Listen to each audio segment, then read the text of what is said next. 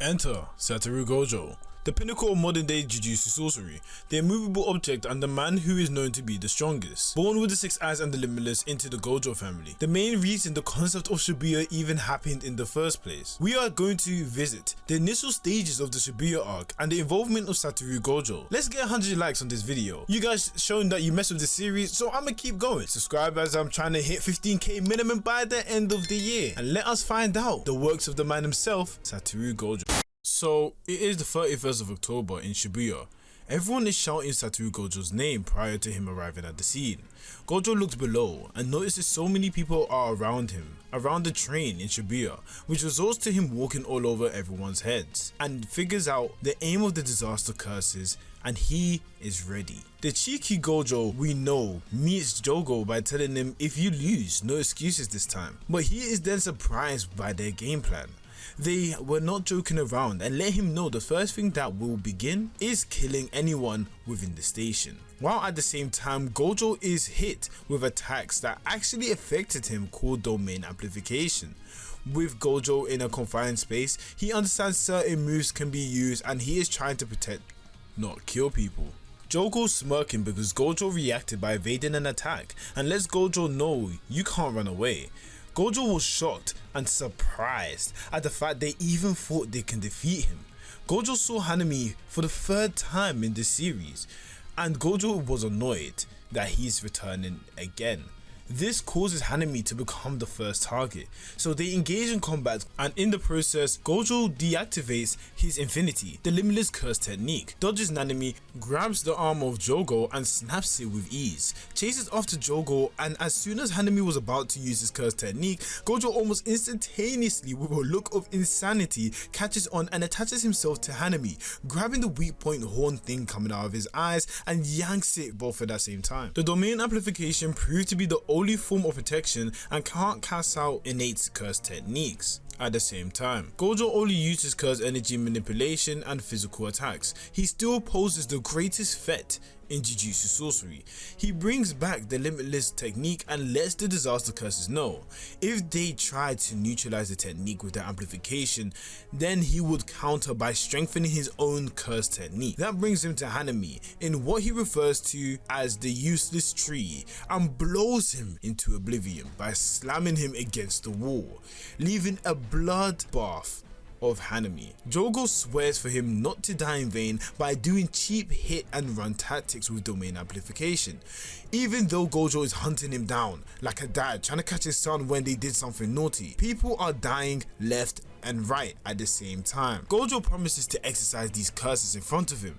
He pledges to avenge them, but then the sound of a train is ringing nearby. Sounds like a scheduled train to collect people to take them to the next destination, unless someone like Mahito turned everyone on the train into transfigured human. Even Gojo is shocked at this attempt from the villains. This resulted to loads and loads of human beings being killed, and it became a whole mess when Mahito and Choso added extra attacks on top. Gojo is confused as this doesn't give them an advantage in any way, but they seem to be wanting to kill as much as possible.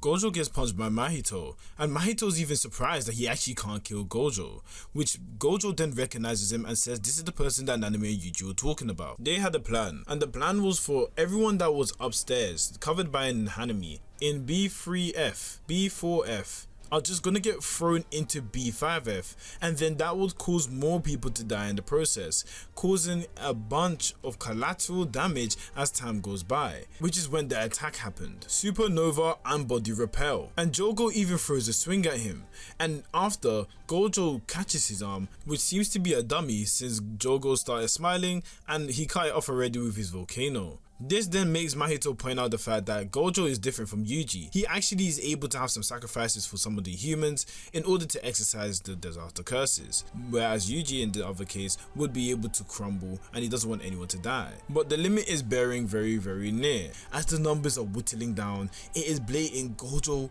has had enough. He pledges that to make them think and agonize. He cast the domain expansion 0.2 seconds, which is an estimate time that Gojo believed would not cause the non-sorcerers to have long-lasting effects. This led to Gojo killing approximately 1,000 transfigured humans who had been released from B5F of the Fokutoshin line and annihilated in 299 seconds after the deactivation of the domain at the hands of the strongest Jujutsu sorcerer alive. But before he could analyze the situation, a prison realm randomly from out of nowhere is thrown and catches Gojo off guard. As soon as Gojo was about to bounce and escape, he hears, "Yo, Satoru," a borderline impossible voice that sounded too familiar to be around. This caused Gojo to process 1 minute of memories in his brain.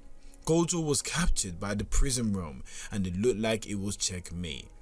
Gojo lets him know, even though this has happened, there is no way Geto is back, and questioned the man in Geto's body about who they are. This invited a brain to come out and laugh, saying, "How do you know?" We as readers find out Gojo didn't have Shoko dispose the body, making it easier for Brain to capture. But Gojo quickly reminds Kenjaku, "You remember who beat up the body in the first place, right?" An inexperienced Yuta Okotsu, but Kenjaku downplays this, and Gojo is met with a "good night, let us meet again in the new world." Gojo actually tells the Geto body to wake up. "How are you gonna let yourself get used like that, Suguru?" This causes a slight flinch, which shocks Kenjaku. Mahito then recovers from 0.2 second domain expansion. That leads to Kenjaku explaining the phenomenon.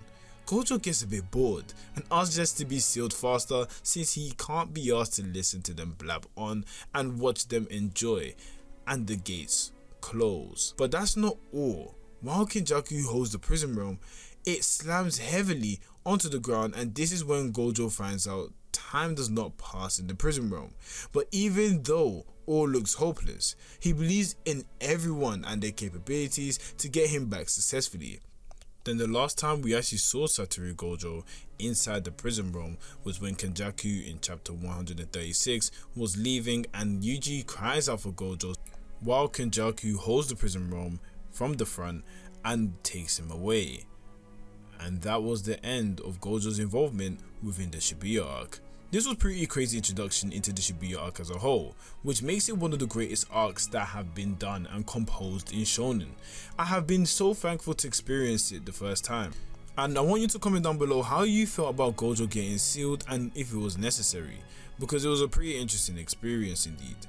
Anyway guys, thank you for watching this video. If you haven't already, make sure you leave a like, subscribe if you're new, watch the videos on the screen right now as it's Sukuna and Yuji going through the Shibuya arc themselves. And as I said to the new and old people that come and visit my channel, Jana.